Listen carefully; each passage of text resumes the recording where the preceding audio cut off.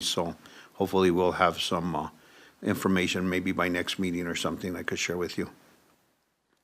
I guess one question I have, Arnold, is has there been any conversation? I mean, it's gonna cost some money to demo this thing. And I think we all know that. Has there been any discussion of, say, some temporary, fencing or something to at least keep people out? I mean, it is kind of a hazardous, situation. Has there been any conversations about maybe some temporary fencing or? No, there hasn't. All that will take place with our discussion with upper management in regards to that, either board it all off, plywood it off, or secure doors and stuff like that, so it doesn't have easy access, would probably be the way to go. Because the fencing can be penetrated pretty easily as well if somebody really wants to get in there. If they want to get in, they'll get in. Exactly, yeah. Yeah, but I think, possibly doing some boarding, on the lower part of it would probably be, sufficient. Again, it's in regards to our safety as well, through our safety inspector and what he recommends at that point. So it's all in discussion, and it's in the beginning stages of discussion. So all that will be a plan that we come up with and see how we move forward. Okay. You guys got anything for Arnold? Okay. I guess we move on to the next item. Status on the crack seal pavement markings project. Mr. Chairman, committee members, so everything's in place, all the funding's in place. Construction contracts have been signed. We're waiting on temperature of the spring, basically. So we're requesting from the contractor his target start date, if you will. The crack seal, of course, and the surface seal, it requires 50 degrees, if you will, nominal. So, we're a ways off still. So it's probably April at the earliest, May. April or May? Yep. And that was awarded to GM Emulsion, is that right? No, that's American Road Maintenance. Oh, yeah. Yeah. American They're Road. the firm that did the last project. They're out of, this group's out of Tucson. They travel around pretty much the western part of the United States doing this work at airport. How much is that contract? Well, you've got me at a disadvantage because I don't. Is it Sorry. 126,360? Is that the one you're gonna That's the present at lighting. the? No, that's lighting. I think this is 200 or 300,000. There's actually two grants on this. Yeah, it's much more than that. I think it is in the ballpark of 300,000. We're doing taxiway Bravo. We're doing all the hangar area and the taxi lane. Okay.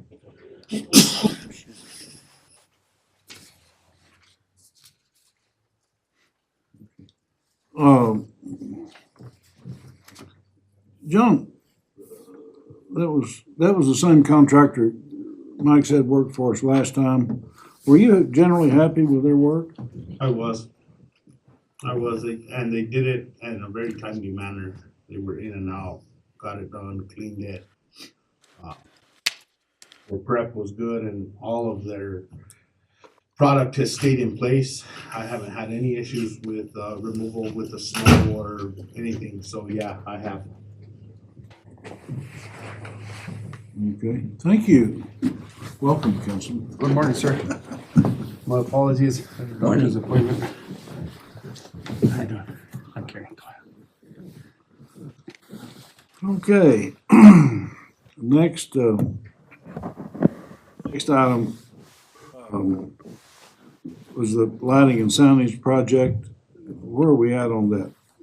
I can take that if you like. So currently, we did request bids for that particular project. We had one sole bidder, which is Electric Horsemen.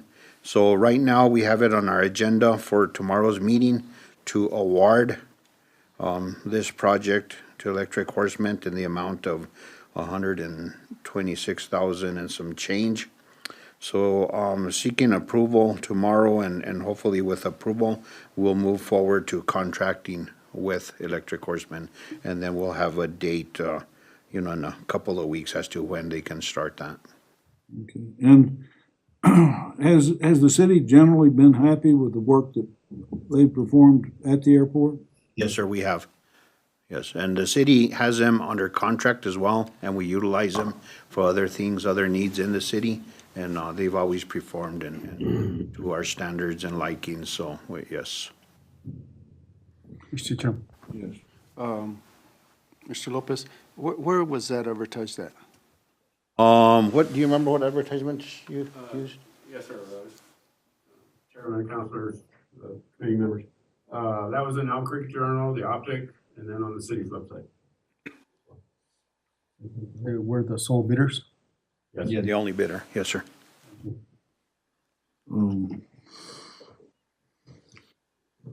We were aware of it, it was also on the construction report, or the plan houses also had, the project was listed in the plan houses.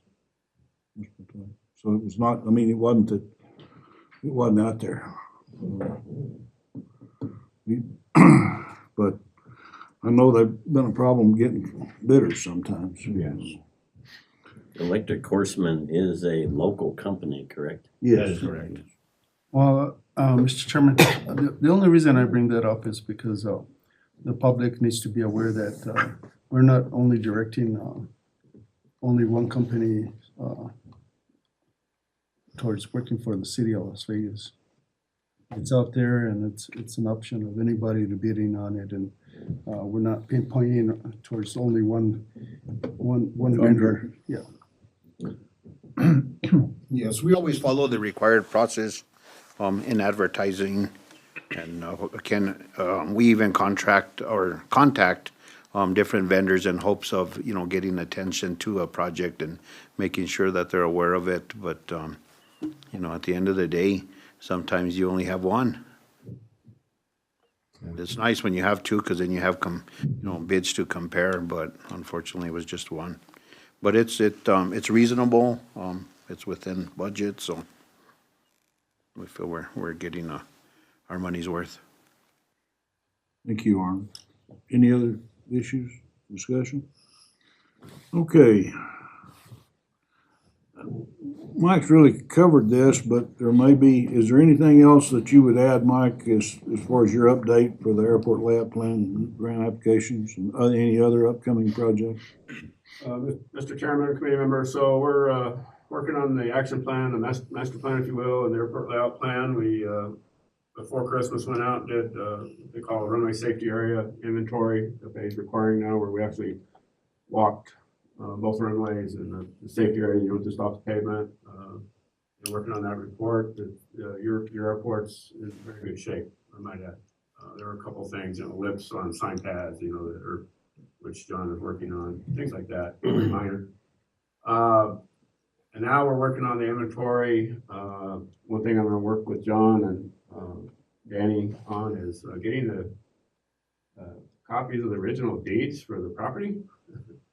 And I know that may be difficult, but one of the things FAA is really stressing now is the property map and making sure those are updated. We know where the property came from. We have record of that on a survey document, but they're requiring deeds in hand, if you will. Well, if we can't find the deeds in hand, that's another thing. We just need to do the effort to search, so the courthouse type stuff.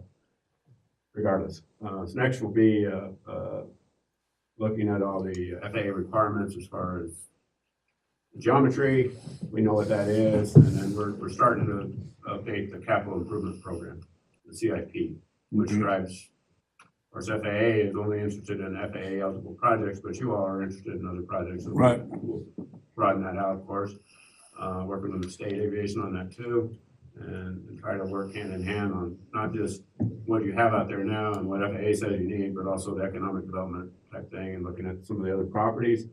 That's partly the property map, and trying to get some of that changed from aeronautical use to non-aeronautical use. So the FAA process on that, so that gives the city a little more Real estate that they could have access? on bringing in different types of businesses up there. We talked last year about a fire training academy. We talked about movie studios, stuff like that up there. This is the step that will allow you to do that in a much quicker fashion and efficient fashion with FAA. So those are things we're working on right now. Mr. Chair. On another question, did we at the airport see any loss of revenues or salaries or closures or any losses due to the Hermit's Peak fire that we could claim for with FEMA? Loss of days or anything like that? That the fire affected us as far as days of closures or flying or There revenues? was a few days of closure in there as far as general Quite a few. aviation is concerned. As far as losses, revenue losses, there was none. None. So. In theory, there was an uptick in revenue during that time period just because of the amount of fuel and services that we were providing for them, including the land lease agreement. So. If staff ever comes up with any kind of losses that we might have had, please let our city manager know. Okay. Yeah. Thank you, Mr. Chair. Two questions, please. What is the acreage of the airport? I've seen published 1,300 acres. Is that correct or close to correct? As far as I know, that's what I have is 1,300 and something. Okay. Acreage. And approximately where is the airport runways in that 1,300 acres? Is it centered in the middle? Relatively centered, yeah. Yeah, that's what The I, fence line pretty much goes around the runways. yeah. And then, one last question. This, layout plan is funded by a grant, isn't it? And how much is that grant? Hadn't got it yet. Well, the actual study itself that you're doing, is that funded by a grant? I know that stuff that you're gonna come up with is not funded yet. Correct. So, Mr. Chairman, committee members, FAA is paying 90% of that. The state and the city share the other 10%, so 95 and 5. Rough numbers, I think it's like a $90,000 FAA grant. It's about a $100,000 project. Okay. Mr. Chairman? Yes, sir. Just comments on, about the loss, a little bit related to the loss you're talking about for GA use. We just read an article that came out in one of our aviation things, I think Bob and I talked about it too, but the use, they're trying to quantify the use of the income impact of the city for the GA use. You know, people come in, they come in, they use the hotels, they buy the fuel, go to the restaurants and things like that. And trying to quantify that and trying to make that, help it, like help the city income, use the airport as a revenue generator for the city. And so some of those losses, like I couldn't fly out when the airport was closed like a month or something. I don't know how long it was. I don't believe it was that long, but I'd have to look at it. Where our plane was basically stuck. So other people couldn't come in either. Others probably didn't come in even when it got moved, so it was just outside the airport. People are just avoiding the whole thing for good reasons to do that. But it's just the thought of, using the airport as a economic stimulus for the city instead of a drain. Or I don't know, it's not really a drain. I mean, it's covering itself. But the idea of this, it was a national study on airports and how they're run. And there's sometimes lost opportunities there of thinking, just marketing to general aviation around the country. This is a corridor where the Rocky Mountains all north of here, people don't cross, so they come here. I was amazed how much traffic comes through here from, which more about it than I do, the traffic that comes, cross country that goes here. But encouraging them to, stay here and get courtesy cars that are available to get to the hotels and the restaurants and stuff like that. Just a thought for future planning and thinking about the airport as a city development that's good for the community too, not just people flying over because they'll come in and bring in money and resources here, I think. So just something to think about. And the thought that we had during the fire during the suppression of the fire, when we were closed, we were basically generating money, which was probably more money, Oh, yeah. through the effort, basically, and paid for by FEMA, which we already received payment. In comparison, if you compare what we generated there versus being opened, it was actually more money. It was more profitable, really. Oh, that, yeah, I go- saw to the traffic utilize it. during the fire, you guys were- Right. I'm sure. With fuel and, yeah. There was more income there, but there was a loss. Not that you didn't make more money there, but the GA traffic was. There was. There was and, loss to traffic. It's just, I know it's a unfortunately, smaller we number. had to weigh the bigger picture, which was the safety of the constituents of Las Vegas, and we needed the airport to be shut for that time period. Oh, I agree. No, And the yeah. smoke was so bad that people wouldn't have been able to land during certain periods of that time anyways. Right. You know, it was not optimal weather for flying, the wind, the smoke, the Right. traffic that we had. I mean, it was a safety concern, and we did not shut down the airport without considering general aviation as part of our decision, but it was deemed that it was more important to shut down and suppress the fire. Normally, we do not shut down the airport. Very few times do we have the airport shut down unless it's snow removal. We have worked very hard at trying to get a courtesy car. Thanks to Mr. Billingsley, we have a courtesy car available. We've worked with several different hotels, getting to rides in and out. Seen shuttle ads now. City Transit will take people into town when they can, when they're available. I mean, the economic impact of the airport on the city is there, and we've always tried to encourage that for sure. You know, Mr. Chair. Yeah, and, thank you for bringing that up, because that's where I'm getting at. Yeah, we might have gotten revenues generated due to the fire, but if the smoke didn't allow planes to go in and out, private planes to go in and out, and yours is one of them that couldn't leave the airport, that impacted the city of Las Vegas, and that's what I'm talking about. Anything that impacted the city of Las Vegas and the airport during that time period, we need to document it. A lot of times we overlook a lot of this stuff that we could be getting reimbursed for. And even though the cost was up here for revenues due to the fire and we had a small loss, those small losses, we gotta be able to report them. For instance, the school systems in Las Vegas, they shut down. For instance, citizens from Las Vegas had health problems with the smoke. They left Albuquerque for a month. Those affected us because they weren't putting gas, they weren't buying food, they were affecting the grocery tax. So those, at another angle, they affected the city of Las Vegas. Even though we were still getting people in and from the fires, 1,000 fire trucks in Las Vegas or whatever, bringing revenue and so forth, that's fine.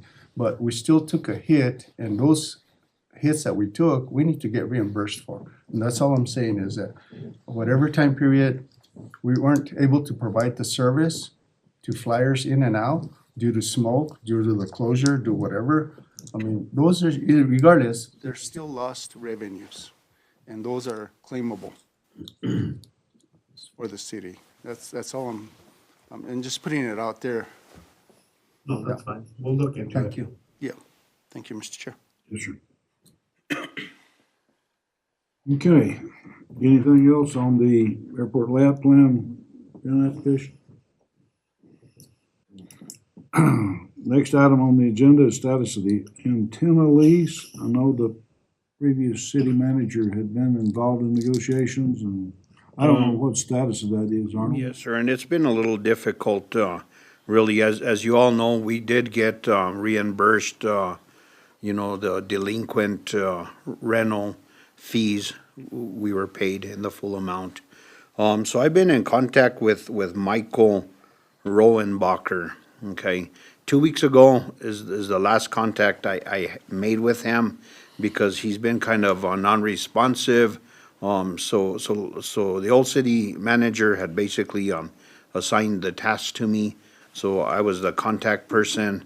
So the last conversation we had, because again, he hadn't sent, they did send the payment, but he hadn't sent no correspondence in regards to the new lease agreement, okay? So where we put it was on them to come up with a proposal, basically for a new lease.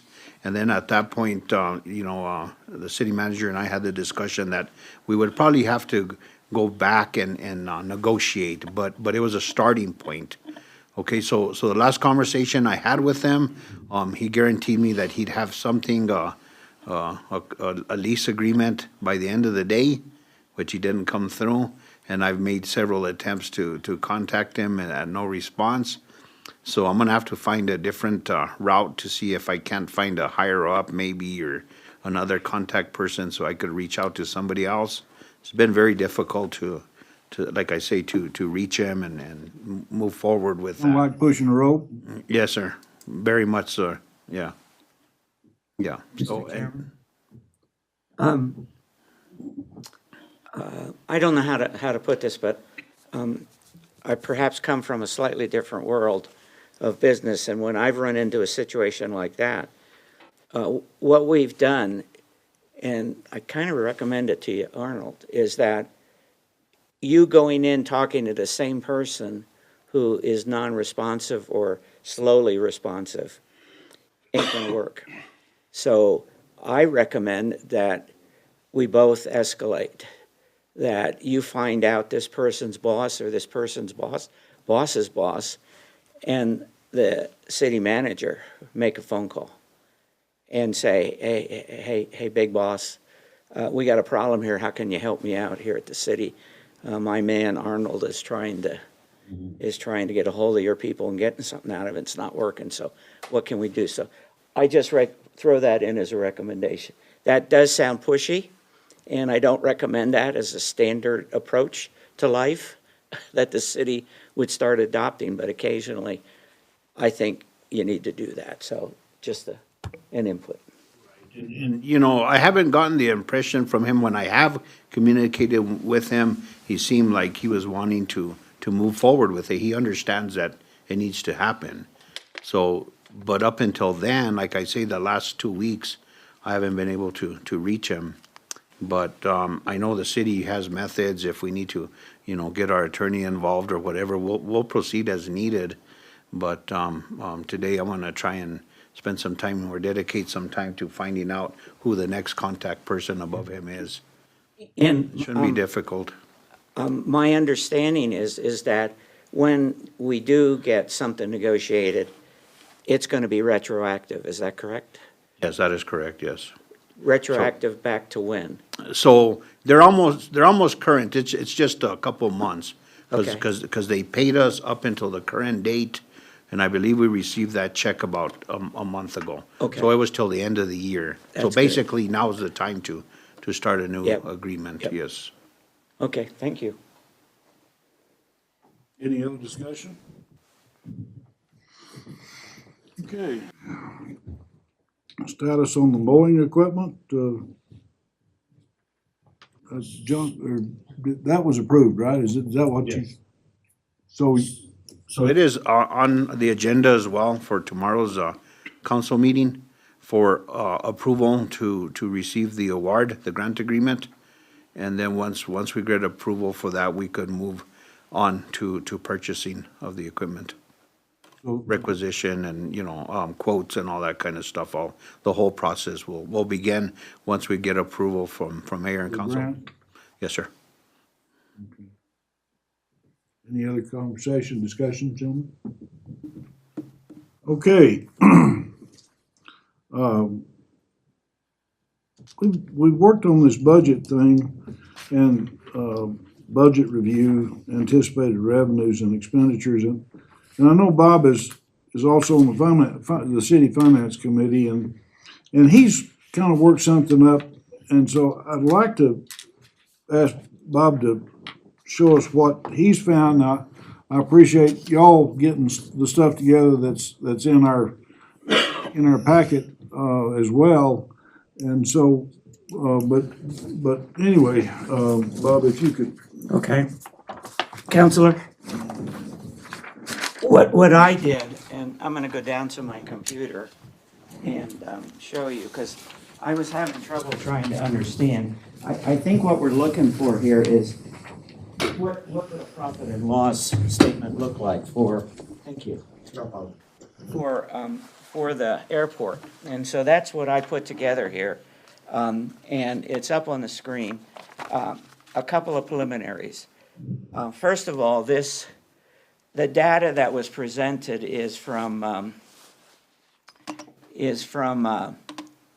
the end of December. And so, from my understanding of the fiscal year, that represents 6 months of activity at the state, at the city level. So we're looking at, this is only half a year of input we've gotten. My understanding is that the spending and the revenue for the operation of the airport ends up in two budget categories. One is this account here, 101,510. And there was no information that was presented with the attachments. So there's a big question mark there. I believe there's expenses that are not on this report that I'm showing you that I need to go dig for, and I'm working on that at this point. But the other is this account 104, which is the airport account. And the data that was presented shows that we got an income of these amounts, total of $187,000 for the first 6 months of the year. And so, from the world I come from, the revenue or income for the airport is this 187,000. I don't think there's a lot more revenue in any other account, but I'll dig on that. And John, if you know, or Arnold, if you know of any others, I'd like to get a hold of that data. And then a typical, as you know, profit and loss, I know that doesn't totally apply to our situation, includes income minus expenses. And so this is the data that was presented also. I think there's some more expenses in 101, 5100. 5100 is the account in the city accounting system for the municipal airport. So I think there's some more expenses that are going to go right over here in this line and get added in. This is from the data presented, the payroll, which includes everything, paid to individuals as well as all the benefits and everything that roll up as a member of the city. That totals $71,000 for half a year of expenses. And then these are others that come out of account 104. We actually have to buy the fuel and pay credit card processing fees and then gross receipts tax on that fuel. You'll notice that, and we've talked about this before, the revenue for fuel sales is pretty current.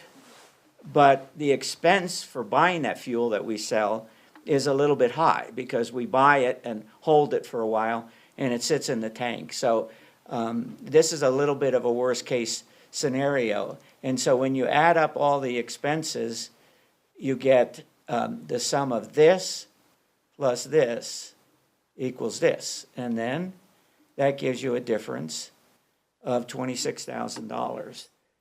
That's in the world that a lot of you come from. You're in business. The world you come from, that would be your profit and loss, i.e. a loss, for the first 6 months of the year. The other issue that, and so I believe that, a quick analysis, this is 6 months, quick analysis for a full year would be twice that. So a little over $50,000 loss for the city.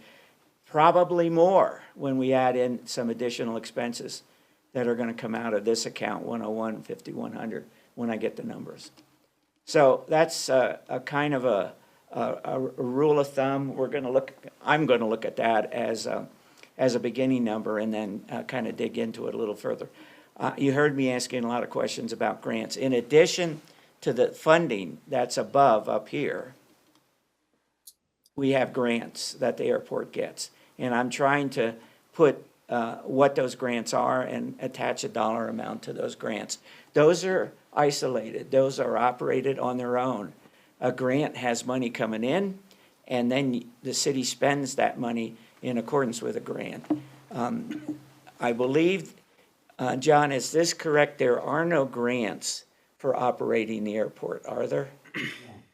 So the operation of the airport is totally funded above up here. For the city. And then we've talked about fuel sales. And so I just did a quick calculation down here. For the first 6 months, it looks like we got an income of $154,000 from the sale of fuel, and it cost us $141,000.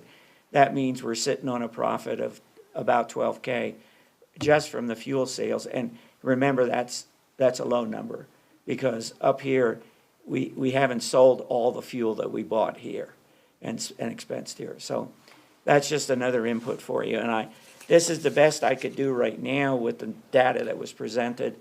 And so if you got any questions, I'll try to answer them. But I want you to know that I'm going to try to continue to put this analysis together, because I'm interested in it too.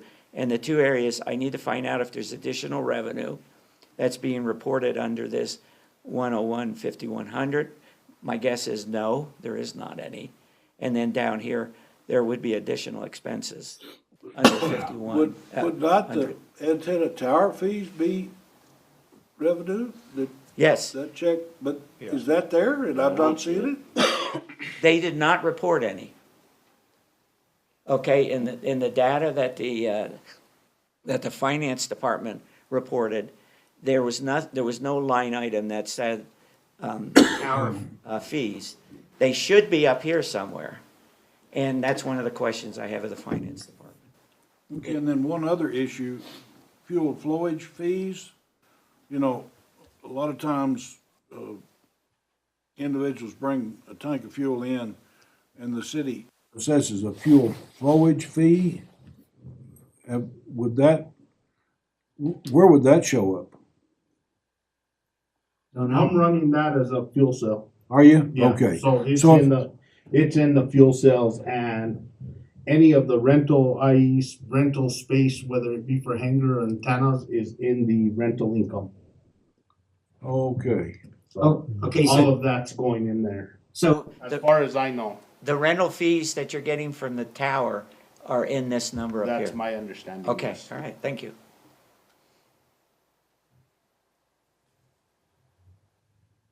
Are there any questions from the committee?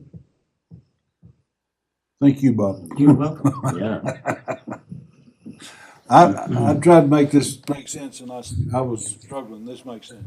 I do have a question. Just the rental, like the planes that are doing the servicing, they come and do their seating and all that. Is that like, do they you charge them stuff to It be out is there a and stuff? public use airport, which means we got to provide them a place to operate off of. When they bring in their own fuel, as Rod was saying, we charge them a flowage fee basically for bringing their own fuel onto the field. Mhm. And right now, I believe the flowage fee is at 25 cents per gallon. So that's where we get. So for fuel, but all the other But activity, operating off the airport they is just get to public use use, it or yes. whatever. Okay, just wondered Yeah. how that works. Thanks. Yeah, no problem. Mr. Chair, Yeah, part of that plan, going back to that plan for the future, this is the reasoning that we're trying to propose rental space up there for different vendors or different companies to set up shop. And that's how come we ran into that issue of the water running. water extension line up there. And I don't know what happened to that grant, if it failed or we never got it.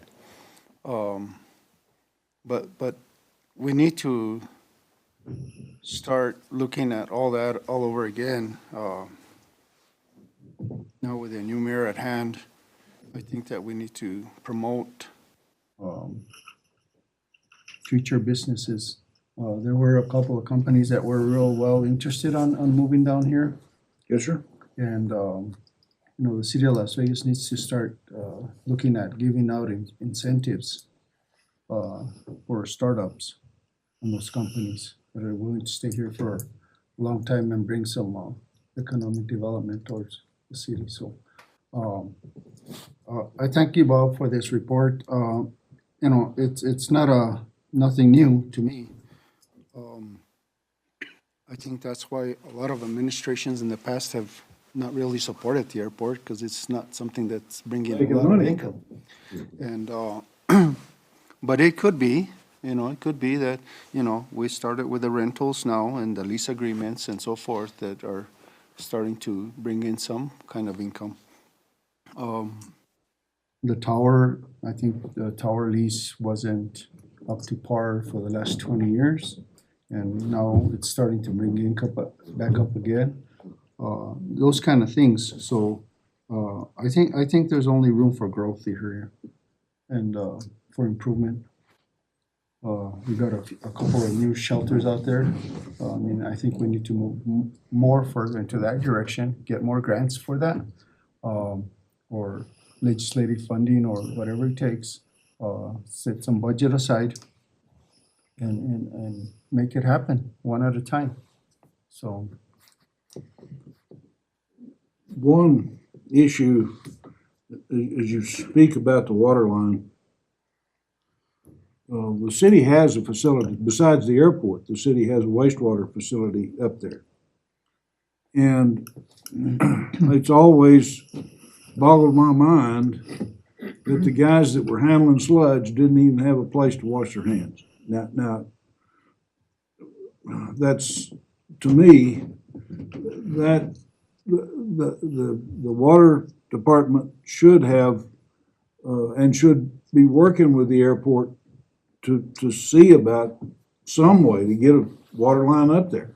I think that's, and it's so that it's not, certainly the city is taking advantage of and the property that they're using for sludge disposal. That originally was airport property. And all I'm saying is it's not only private businesses, but the city utilities have benefited significantly from use of the airport property. And I guess I think we ought to have a little bit of support from the water and wastewater departments for the work that they, that they're doing up there. So maybe staff knows better as to what happened to that water line that we're looking at. And I know there was issues with the Amtrak trying to pass it underneath the Amtrak. But what was the last? Yeah, I haven't heard haven't nothing heard back anything? from Maria? any of them, yeah. Because I know they were Working on it, and they were getting estimates, and I know one of the problems was, I guess, shell rock that was in there, how much it would cost to dig out a trench through there. But I think one of the roadblocks was the railroad track at that time, so I'm not sure whatever happened to that. But I know they started looking into it, and one of the companies that was willing to move in was even willing to put in some of the money towards that to get the water line up there. So I don't know whatever happened to that. But I'll check myself into it too on my end. Thank you, Councilman. I always thought that they're an interim source of water, for small amounts in a small business. With rainwater collection, we could at least have some water out there. Instead of, you haul most all the water, right, John? You haul it and fill it in that one tank? Every gallon of it, don't you? Yeah. Yeah. You would think that it would be beneficial to some degree. I know you can't use it as potable water, but it'd be some water storage out there. There's Well, some if you- big well, We roots. do have a pump, actually, a well in the area that we have access to as well, no, John? Yeah. Is that right? We do have a well there. On the, No, a viable well? That's good. It's not sulfur water, and No, it is sulfur water. it is sulfur water, Not potable, but it's a source of but water. a source of water. Yeah. Wouldn't be any different than catching rainwater, basically, What's that? It wouldn't be any different than catching rainwater off of roofs and stuff, But it's As just far an, as- an option. Yeah. Be nice to have just a little bit of water for washing airplanes, Yes, for doing definitely. whatever. And, And that conversation, as far as providing water up to the airport, was probably a conversation that was before I started, because since I've been, there hasn't been any discussion in regards to that. But I do know that the county has water on that side of the railroad track, so I don't think that, having to cross the tracks would probably be an issue, because it is already on that side, no? And it's, right. I would think it's doable, right? Yeah, the county's Yeah, that's on city right. water. At And the, Medai used to be on city water since way back, so, at the public works yard, they have water there. correct. Yeah. Yes. I think, and Mike, you might check, I think Molson Corbin, not you, but some of the engineers that do water stuff, worked on a conceptual plan. For that, I don't know if you maybe can share at least what you did or with Arnold, so he's kind of, one of the real concerns, if my memory serves, was you couldn't really put a very big tank up there because it would just, water would sit there. There wouldn't be enough usage. And so that was one of the concerns. But I do think Molson Corbin was the firm that did that, Mike. Mr. Chairman, committee members, we did work on a couple times, extension concept. Last, one we worked on, I actually worked on it, I think it's one Councilman Toya is referring to, running a line up, we looked at different, storage up on top or fire pump type stuff. So Arnold, I'll take that up, and forward that to you. Okay, appreciate that, thank you. That's part of what we're looking at in the action plan too, because that's a need up there, is getting the water extended, so we were gonna include that as well. Not sure what happened on funding. I know the economic development guys were interested, but not, they weren't offering. They were interested, but, so that's something that obviously should be pursued, if that, that I think is an important part of the economic development with any development goes up there. Yes, sir. That's non-aeronautical use. I mean, a hangar, how much water do you need? But if you're putting in a fire training academy, something like that, then certainly you're a movie studio, you need the utilities, absolutely. And, that's one of the things that we've identified. Okay, thank you. Any other discussion on the, that item? And I guess finally, item 8, I didn't know if Jane would be here. I just put that in there in case she shows up, but, I guess we'll hold that till we have a representative from the Aviation Division. Item 9, I put this on here basically based on some conversations that I've had with John, and I just want to make people aware of it. Are we seeing significant increases in medevac traffic, fixed wing at the airport, John? Not the helicopters that come into the hospital, but fixed wing? Yes. What would you attribute that to? I wouldn't want to speculate on as to why the hospital or the community is shipping out people. That's not, I have no idea. That you have to get with the hospital or the medevacs and find out what their deal is. But it's essentially patients. It is medical transports out of Las Vegas to other facilities. That's all I know, and it has increased. And like I said, I mean, speculation is not something I wanna include. I don't know why. Mr. Chair and board members, the city of Las Vegas and new mayors working with the hospital and others to come up for solutions for that issue. I think increasing flights have been increasing because the city of Las Vegas and the county of San Miguel both have a contract with the ambulance service. Now, that ambulance service went up, skyrocket. I think we're paying 100 and, how much was it? It was down in the 200K a year, and it's up over $1 million, isn't it? Close to $1 million. Yeah, close to $1 million, okay. And they do cover Per the year. Pecos area, and so they have ambulances in Pecos and here in Las Vegas. And our contract reads that we provide service to the public in in San Miguel and Las Vegas areas.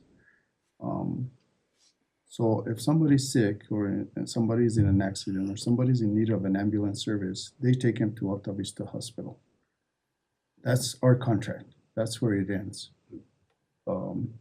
So if that individual, if there's no doctors or if there's no help for them there or they need to be transferred, basically they're on their own. And that's how we have so many airlifts. And then another thing is during bad weather, ambulances, if it's endangering their own lives, they're not going to transport anyone out of Las Vegas if the road conditions are bad. So the hospital is aware of this, and it's a new nonprofit organization that took over, and they also are working towards, finding solutions to this issue. So I think that's where it's at.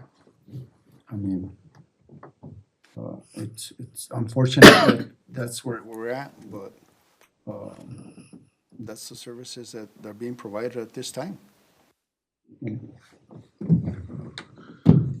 Well, I just, as you look at these budgets, you see